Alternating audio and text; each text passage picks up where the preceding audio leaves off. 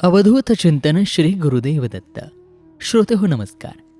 तुम्हा सगळ्यांचं made for Marathi या आपल्या यूट्यूब चॅनलमध्ये मनपूर्वक स्वागत आहे. आणि आपण श्रवण करत आहात दिव्य गिरनार अनुभूतींची शृंखला. आणि आज या व्हिडिओमध्ये आपण एका दिव्य अशा गिरनार अनुभूतीचे श्रवण करणार आहोत. हा अनुभव आपल्याला पाठवला आहे तो सौ सुजाता अमर भोकरे यांनी पुण्यावरून. चला तर त्यांचा हा अनुभव श्रवण करूयात त्यांच्या शब्दांमध्ये. परंतु तत्पूर्वी आपल्यासह असे काही अनुभव घडून आलेले असतील तर ते आपण आम्हाला पाठवू शकता. आम्हीही ते आपल्या हजारो दत्तभक्तांपर्यंत पोहोचण्याचं कार्य करू. चला तर श्रवण करूयात या दिव्य अनुभवाला आणि या अनुभवासह आपणही गिरनार यात्रा करूयात. अवधूत चिंतन श्री गुरुदेव दत्त. सर्वप्रथम माझ्या श्री गुरुदत्त आणि स्वामी आई चरणी कोटी कोटी प्रणाम. सर्व स्वामी भक्तांना माझा नमस्कार. म्हणतात ना की गिरनारला जाण्यासाठी दत्तगुरूंचे बोलावणे यावे लागते, तेव्हाच आपण जाऊ शकतो. हे खरे आहे. त्यांच्या इच्छेशिवाय आपण नाही जाऊ शकत. मी माझा हा अनुभव अगदी साध्या भोळ्या शब्दांमध्ये मांडला आहे. शब्दांमध्ये काही चूक झाली तर क्षमा करा. 4 वर्षांपासून मी माझ्या दत्ताईच्या सेवेत आले आहे. जेव्हा सेवेत आले तेव्हा मी दत्त महाराजांच्या बद्दल यूट्यूबवर सर्च करू लागले. मी दत्त महाराजांची, मंदिरांची, ग्रंथांची माहिती घेऊ लागले. तेव्हा मला या दादांच्या मेड फॉर मराठी यूट्यूब चॅनलवर दत्त अनुभवाचे व्हिडिओज भेटले. मी चॅनलवरचे सर्व अनुभव ऐकू लागले. त्यातून मला गिरनारची ओढ निर्माण झाली. दादांच्या आवाजातले ते सर्व अनुभव ऐकून असं वाटत होतं की मीच गिरनारवारी करून आले आहे. इतकी ओढ लागली की मला माझ्या दत्तगुरू आईला भेटण्याची की शब्दामध्ये मी ती सांगू शकत नाही. माझी तळमळ माझ्या आईपर्यंत पोहोचत आहे की नाही, ती मला बोलावत का नाही भेटण्यासाठी, ती अशी का वागत आहे माझ्याशी.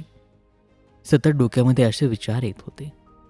तिला मी मनोमन प्रार्थना करत असे, दत्ताई बोलाव ना ग दर्शनासाठी, बघायचं आहे तुला, भेटायचं आहे तुला, असं मी रोज माझ्या दत्ताईशी बोलत असे. पण त्या कालावधीमध्येच माझी प्रेग्नन्सी राहिली. त्यामुळे आता लवकर जाणं शक्यच नाही. मला असं सारखं वाटू लागलं. पण प्रेग्नन्सीमध्ये महिलांना खाण्याचे डोहाळे लागतात, पण मला गिरनारला जाण्याचे, माझ्या दत्ताईला भेटण्याचे जणू डोहाळेच लागले होते. त्यावेळेसची माझी अवस्था अशी झाली होती की कोणी मला बोलावे, सुजाता चल येशील का गिरनारला, आणि मी लगेच हो म्हणावे. पण माझ्या आईला माझी खूप काळजी होती, म्हणूनच तिने माझा प्रवास तेव्हा लिहिलाच नव्हता. बाळ झाल्यानंतर 2.5 वर्षांनी नाशिकला माझ्या आईवडिलांच्या घरी आम्ही सगळे पाहुणे जमा झालेलो होतो. तेव्हा मी सगळ्यांसमोर गिरनारचा विषय मांडला. तेव्हा माझी मोठी आत्या म्हणाली, आपण जाऊया. आणि दुसऱ्या दिवशी सगळे पाहुणे आपापल्या घरी निघून गेले. 1-2 दिवसांनी मी आत्याला फोन केला. ती म्हणाली की सर्वांचा विचार घेऊ, कोणी येणार असेल तर ठीक, नाही तर मग आपण दोघे जाऊयात. मी हो म्हणाले. माझ्या मम्मीशी बोलले. ती म्हणाली, होईल ग जाणे, नको टेन्शन घेऊ, दत्त महाराज नक्कीच तुझी इच्छा पूर्ण करतील. नंतर मी पुण्याला आले. आत्याचे माझे रोज एकमेकींना फोनवर बोलणे होत असे. 2 ते 3 दिवसात सर्वांचा होकार आला. आमचे तिकीट काढले. नोव्हेंबरमध्ये विचार ठरला आणि 16 डिसेंबर 2025 आमची जाण्याची तारीख फिक्स झाली. मी माझ्या दत्ताईला सारखे धन्यवाद करू लागले. शेवटी तू बोलावलेस मला. आता कुठेतरी माझ्या मनाला शांत वाटू लागले. मी व्हॉट्सॲपवरती गिरनार यात्रा ग्रुप तयार केला. रोज त्याच्यावरती व्हिडिओ कॉल, सोबत काय न्यायचं, काळजी कशी घ्यायची, बऱ्याच काही गोष्टी सगळे शेअर करू लागले. असं झालं होतं की कधी 16 तारीख येते. आम्ही सर्वांनी वॉकिंग चालू केली. आत्याचा मुलगा सनीदादा हा गिरनारला 3 ते 4 वेळा जाऊन आलेला आहे. त्यामुळे तेथील सगळी माहिती त्याला होती. त्यामुळे आम्ही सगळे निश्चिंत होतो. त्यानेच तिकीट बुकिंग आणि गिरनारला राहण्याची सोय उत्तम प्रकारे केली. पण एकच अडचण मनाला सतावत होती, ते म्हणजे आमचे तिकीट कन्फर्म झाले नव्हते आणि आम्ही महाराजांना प्रार्थना करीत होतो. डिसेंबरची 15 तारीख उजडली तरी आमचे तिकीट कन्फर्मच नव्हते. दादाशी माझे बोलणे झाले. तो म्हणाला, होईल उद्या कन्फर्म, नका काळजी करू.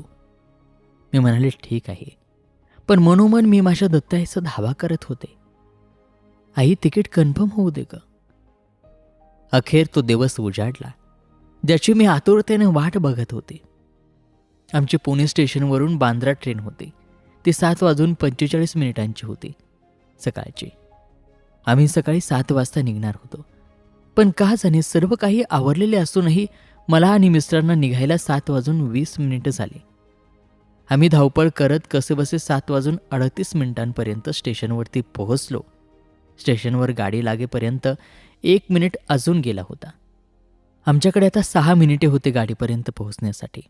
त्यात बॅगा आणि माझी मुलगी घेऊन आम्ही पळत सुटलो आणि गाडीपर्यंत येऊन पोहोचलो. मिस्टर म्हणाले, अगोदर डब्यामध्ये चढून घेऊ, नंतर सीट शोधूयात. मी त्यांना ठीक आहे म्हणाले. तसेच आम्ही डब्यामध्ये चढलो आणि लगेच गाडी हलली. तर ताईंचे मनोमन आभार मानले की आमची गाडी मिस नाही होऊ दिलीस तू. लगेच आम्ही सीट शोधत दादाला आणि आत्याला भेटलो आणि सकाळी उठल्यापासून माझ्याबरोबर जी धावपळ झाली होती ती मी आत्याला सांगितली. ती हसत म्हणाली, दत्त महाराजांनी तुझी आत्तापासूनच परीक्षा घ्यायला सुरुवात केली आहे. बाकीची मंडळी नाशिकवरून येणार होती. आम्ही सगळे एकत्र भेटलो आणि आमचा जुनागडचा प्रवास सुरू झाला. आणि त्याच सकाळी आमचे तिकीट पण कन्फर्म झाले आणि इथेच आम्हाला दत्त महाराज आपल्या बरोबर आहेत याची प्रचिती आली. म्हणतात ना की आपल्यापेक्षा आपल्या देवाचे प्लॅनिंग खूप छान असते. ते आपल्याला कधीच एकटे सोडत नाहीत.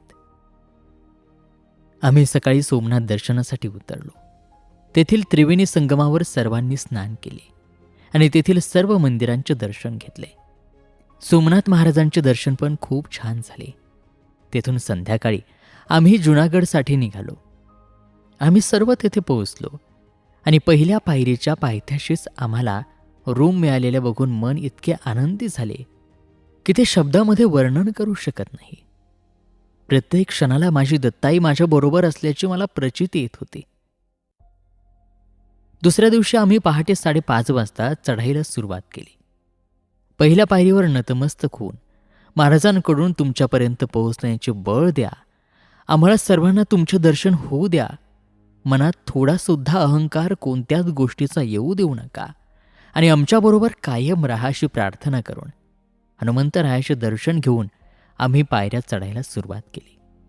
माझे मिस्टर, मुलगी, माझी मम्मी आणि छोटी आत्या हे रोपवेने येणार होते. बाकी आम्ही सगळे पायरीने चाललो होतो. आत्या आणि मी बरोबर होतो. चालता चालता सगळे ग्रुपमध्ये विभागले गेलो. आत्या आणि मी नामस्मरण करत दत्ताईचे गाणे ऐकत चाललो होतो. थोडा वेळ थांबून सर्वांची वाट पाहिली पण कोणीच दिसेना. शेवटी आम्ही विचार केला की आपण हळूहळू जाऊयात, ते येतील मागून.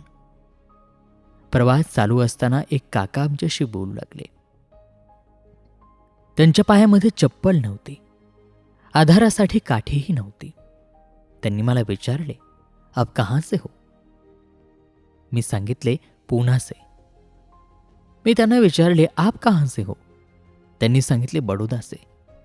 थोडंफार असं आमचं बोलणं झालं आणि आम्ही थोडं थांबत एकमेकांबरोबर हसत नामस्मरण करत चालत होतो. आत्या 4 ते 5 पायरी पुढे, मी तिच्या मागे आणि काका माझ्या 4-5 पायरी मागे. एकमेकांकडे बघायचो आणि जय गिरणारी म्हणत परत पुढे चालायचो. का जाणे पण त्या काकांच्या चेहऱ्यावरचे तेज खूप वेगळे दिसत होते मला. त्यांचा हसरा चेहरा आणि ते तेज आणि ते आमच्या मागेच थांबत होते. माझ्या मनात आले की दत्त महाराज आहेत पाठीशी. आत्याला मी बोलले, त्या काकांकडे बघून तुला काय वाटतंय ग? ते म्हणाले, हो असं वाटत आहे साक्षात दत्त महाराज आपल्या पाठीशी आहेत. माझ्या मनात जे आले होते तेच आत्याच्याही मनात होते. आम्ही चालत असताना काका मला म्हणाली की आप दत्तात्रेय तक जाने वाले हो क्या? मी म्हणाले हाँ. परत ते म्हणाले, हम जैन मंदिर तक. हमारा सफर जैन मंदिर तक जाने का है. ऐकून मला थोडं वाईट वाटलं की काका जैन मंदिरापर्यंतच बरोबर आहेत. हळूहळू पायरी चढत जैन मंदिरापाशी आलो आणि तेव्हा काकांनी मला विचारले, आपका शुभ नाम क्या है? मी सांगितलं, सुजाता. ते म्हणाले, बहुत ही शुभ और सुंदर नाम है आपका. ते हसले आणि म्हणाले की मंदिर आ गया है. आत्यांनी आणि मी त्यांना हात मिळवला आणि ते काका मंदिरामध्ये गेले आणि आम्ही पुन्हा पायरी चढायला सुरुवात केली. 4,000 पायऱ्या चढून गेल्यावर एक औदुंबराचे झाड दिसले. आत्याला मी म्हणाले की आपण इथे थांबूयात का? मला श्री गुरुचरित्राचा अध्याय वाचायचा आहे. त्या झाडाखाली बसून मी अध्याय वाचले आणि पुन्हा प्रवास सुरू केला. बघता बघता अंबाजी माता मंदिर आले. तिथे मातेचे दर्शन घेऊन जय गिरणारे म्हणत आम्ही पुढे निघालो. चालता चालता गोरक्षनाथ मंदिरापर्यंत आलो आणि तिथे दर्शन घेऊन पुढे गेल्यावरती दृष्टीला गुरुशिखर दिसले. मी चकित झाले. आत्याला बोलले, अगं गुरुशिखर आले. ती पण चकित झाली. ती म्हणाली, नाही ग, अजून खूप दूर जायचं आहे आपल्याला, इतक्या लवकर नाही येणार. मी म्हणाले, नाही ग, बघ की गुरुशिखर आहे, हेच मंदिर आहे. गुरुशिखर बघून आम्हाला खूपच आनंद झाला होता. आता थोड्याच अंतरावर माझी दत्ताई होते. असं झालं होतं की कधी तिला मी भेटेल. माझ्या मनाची ती तळमळ मी ते शब्दात नाही सांगू शकत. बघता बघता गुरुशिखर जवळ आले. आम्ही कमानीपर्यंत पोहोचलो. तिथे पायरीवर कापूर अगरबत्ती लावून दर्शन घेऊन माझ्या दत्ताईकडे निघालो.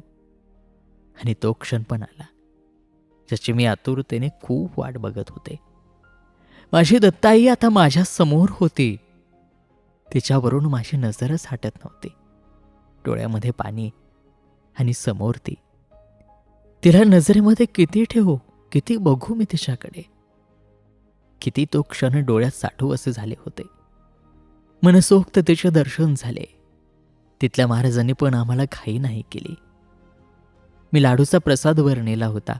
तो महाराजांनी दत्ताईंच्या चरणांवर स्पर्श करून आम्हाला परत दिला आणि आनंदाने दर्शन घेऊन आम्ही बाहेर आलो. पुन्हा परत दत्ताईला मी 3-4 पायरीवरून उभे राहून बघितले. तिथेच गुरुचरित्राचा अध्याय वाचून पुन्हा परतीचा प्रवास सुरू केला. खाली कमंडलू तीर्थापाशी आलो. तिथे दर्शन घेऊन प्रसाद ग्रहण केला आणि परत जाण्यासाठी आम्ही निघालो. जाताना हळूहळू सगळे घरचे मेंबर्स भेटू लागले.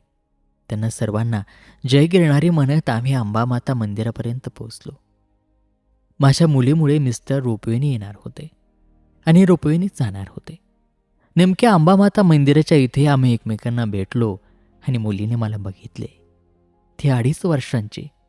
ती माझ्याकडे आली आणि आता मला सोडेनासेच झाली. मिस्टरांकडे ती जाईना. तेव्हा मी त्यांना म्हणाले की तुम्ही जा, नेते मी माझ्याबरोबर तिला पण. ते म्हणाले, अगं होईल का तुला तिला घेऊन उतरणं? तू एक काम कर, तू रोपवेने जा. मी म्हणाले, नाही, मला पायरीनेच जायचं आहे आणि नेते मी हिला. तुम्ही जा दर्शनाला, नका टेन्शन घेऊ. ते म्हणाले, ठीक आहे. 5,000 पायऱ्या उतरायच्या राहिल्या होत्या. मुलीला कडेवर घेऊन मी उतरू लागले. तिला घेऊन 1,000 पायऱ्या उतरले, पण आता पायांचं थरकाप होऊ लागला होता. ती थोड्या वेळासाठी सुद्धा मला सोडायला तयार नव्हती. आत्या बोलली, तिला मी घेते, पण तिच्याकडे पण ती जाईना. आत्याला माझ्याकडे बघून वाईट वाटू लागली की मुलगी इतका त्रास देते आहे. ती पाठीवर सुद्धा बसेना. तिचा एकच हट्ट चालू होता, मला कडेवरती घे. का जाणे ती त्यावेळेस खूप हट्ट करू लागली. आता माझे पाय उभे राहिले की गुडघ्यातून बेंड होत होते. तिला घेऊन उभे राहणे मला अशक्य झाले होते. काठीच्या सपोर्टमुळे मी एक एक पायरी हळुवारपणे उतरत होते, पण आता तेही अशक्य वाटत होते. दुपारची वेळ झाली होती, त्यामुळे ऊन पण खूप चांगलेच भाजत होते. शेवटी मी खाली बसून तिला मांडीवर घेतले आणि बसून बसून एक एक पायरी उतरू लागले. येणारे जाणारे प्रत्येकजण मला डोली कर असं सांगू लागले, पण मी त्यांना सांगायचे की दत्ताई आहे माझ्या पाठीशी, ती बरोबर नेईल मला. काही लोक मला हसत पुढे जात, तर काही मला सल्ला देत. जाता जाता आम्हाला स्वरूप म्हणजे माझा भाऊ भेटला. त्याने माझी अवस्था बघितली. तोही माझ्या मुलीला घेण्याचा प्रयत्न करू लागला, पण ती त्याच्याकडेही नाही गेली. 4,000 पायऱ्यात तिला घेऊन मी उतरले तेव्हा ती झोपी गेली होती आणि हळूच भावाने तिला घेतलं आणि तो पुढे गेला. आत्या माझ्याच बरोबर होती. मी दोघांनाही सांगत होते, तुम्ही जा पुढे, अमायरा ऐकणार नाही, मला वेळ लागेल खाली यायला. पण दोघेही मला एकटीला सोडून गेले नाहीत. मी हळूहळू पायऱ्या उतरत होते आणि दत्ताईशी बोलत जात होते.